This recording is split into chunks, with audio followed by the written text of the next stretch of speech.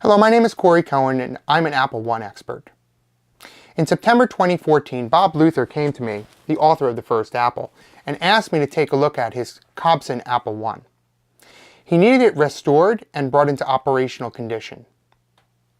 So at the InfoAge Science Center in New Jersey in America, we went out and we did the restoration work. Now there were a few things that needed restoration on this particular machine. It was missing some memory, there were some keyboard issues, as well as the edge connector where you plug the cassette adapter in so you could load software into the computer was split. This is a very common thing that happens because there wasn't a lot of support, and if it took a little bit of a tap, it would crack. Now instead of replacing it, I tried to keep it original, and we went out and used reversible epoxy to glue it back together so that it's operational and we kept the original component. Now this machine works. There are very few Apple-1s that work. There were only 200 produced, 175 sold, and there are really less than 20 in operational condition.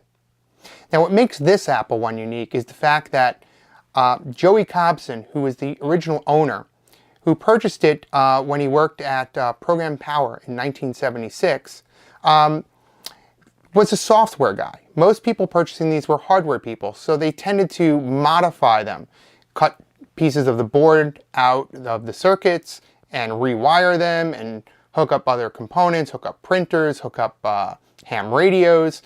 And Joey did none of this. He put it in a plastic case that's very unique. He didn't even hook up a power switch. He took the Apple-1 and he wrote software with it. Now, this particular Apple-1 was, when Joey passed away, was sold by his brother to Bob Luther. And then eventually it was sold to the current owner, who has put it on loan for everyone to see here. Now, one other thing that should be known about Joey Copson was Joey was an ex-military guy. So that's really what started his interest in computers.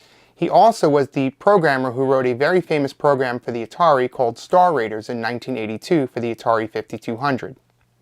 Atari, you may know, is the company where Steve Jobs got his first exposure to computers, which really helped him start Apple Computer with Steve Wozniak.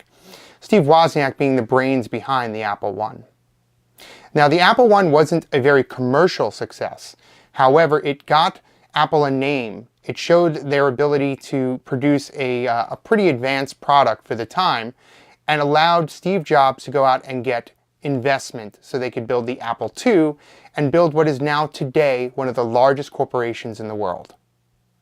I hope you enjoy looking at this Apple-1. I enjoyed working on it. It's a very special thing, and every time I power one on or I look at one or I hold it in my hand, I feel a piece of history. I feel like I'm almost back in 1976 at the beginning of the personal computer industry.